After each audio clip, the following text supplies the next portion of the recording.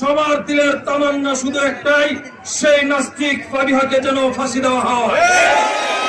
আমার রাসূল এই কথা স্পষ্ট বলে গেছেন, যেই ব্যক্তি রাসূলকে গালি দিবে, ও আমার উম্মত, আমি এই দুনিয়ায় বেশিদিন থাকবো না, আমাকে যেই নাস্তিক গালি দিবে তোমরা সেই নাস্তিককে হত্যা করো।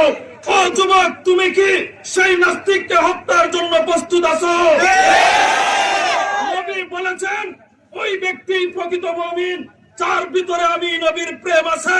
আজকে আমি দেখেছি সেই প্রশাসন মনে হয়েছে 2024-এর জুলাই বুইলা গেছে।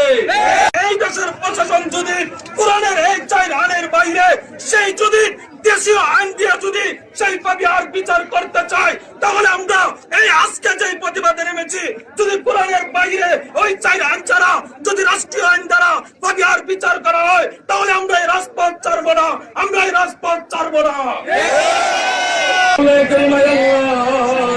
আপনার নবীর ভালোবাসা নিয়ে এই জায়গার মধ্যে যুবক ভাইরা উপস্থিত হয়েছে।